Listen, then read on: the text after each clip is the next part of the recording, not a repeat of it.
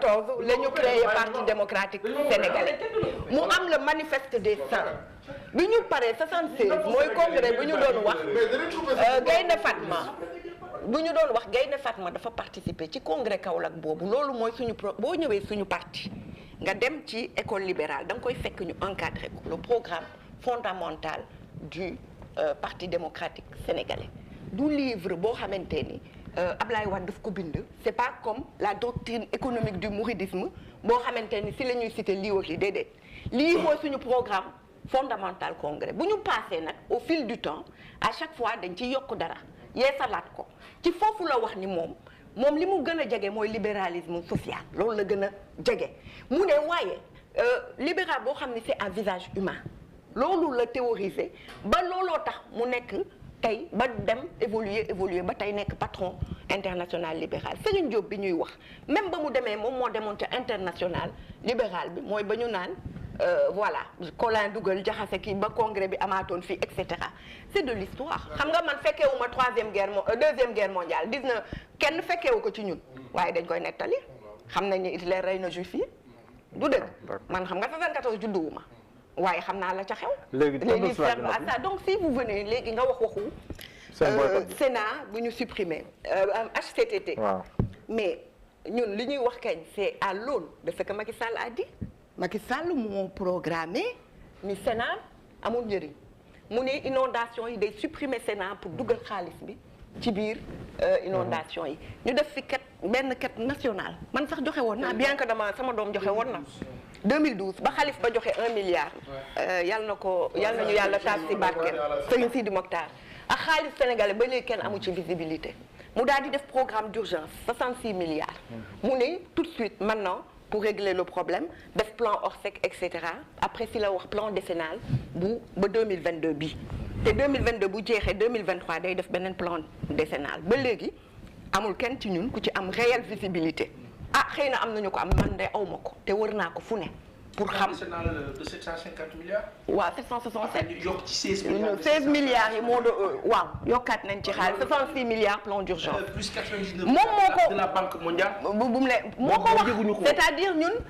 quand on nous dit pourquoi vous dites ça nous on n'avait jamais dit qu'on allait supprimer le Sénat. Parce que vous gérez pas. Finalement c'est presque. On n'avait jamais dit ça ñoom moom moo ni ci programme ci aksam. Parce que vous gérez pas. ci aksam ni ko da koy supprimer mu ne parce que c'est budgétivore moo ko wax.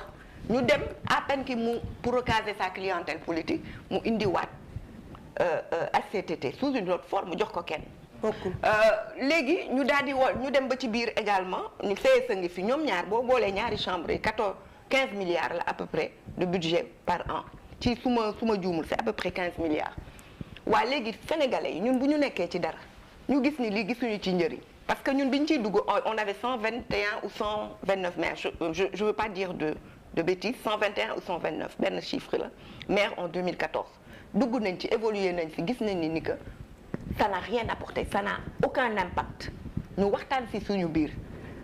tombé ak waa Yewwi xam nga ñun rusuñu ñun ay démocrate lañ république la ñu nekk xam nga ñun rusuñu ñu gagné ñu xam nga ñun du ñu sàcc élection déggatoo ko woon suñu nguur opposition bi moo doon taxaw di wax ni que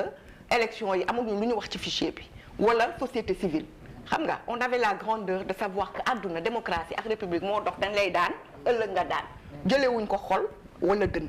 donc looloo tax mani la ñun amuñu ci problème même bu ñu doon 10 ñu nam gëm ni lii baax na dañuy dem teew te noonu la ñu mës a doxalee même bu ñu doon 5 benn nit benn conseiller ñu gëm ni que lii amal na njëriñ réew mi dañuy dem assister donc le problème n'est pas là sur des petitesses comme ça république bi moo nekk au-dessus pour terminer ma jeexal foofu ñun dañu gëm ni même HCCT bii dañ ko war a lu ñu war a auditer la lu ñu war a saytu la pour que sénégalais yi xam qu'est-ce qui se passe budget bi ñu wax 7 milliards par an pour lan la loolu yëpp itam foog ñu xool nu ñu koy xool parce que lan moo nit da nga koy juger à l'aune de ses promesses munoo ma ñëw fekk na fi man digguma la 1000 francs nga di ma par force da nga may jox 1000 francs parce que digguma la ko donc loolu moo tax ñu ne ñun Macky Sall mënuñu ñun juger sur le Sénat parce que moi je reste convaincu ba fii may wax ak yow ni que Sénat lu baaxoon la xam nga parlement bi am ñaari kii dafa ñaari chambre yi c'était bien d'ailleurs ci yooyu la ñu awoon ci ñaari chambre yi la ñu awoon ba ñuy convoquer pour Karim Wade ñëw wax lu mu def pour keneen ak keneen ñëw wax li ñu def c'était les deux chambres réunies au sein du Parlement. Donc man gëm naa ni baax na mais Macky moo ni baaxul. indil ñu lu pire. D'accord. Passons sur ce même sujet. yow bu la neexee xuus ba si acte 3 de la décentralisation. bon mun naa inverser. ma tàmbali ci acte bi. ma wax ne Sénégal mooy dëkk boo xam ni à partir de 2012 suñu bëggee éliminer Sidiki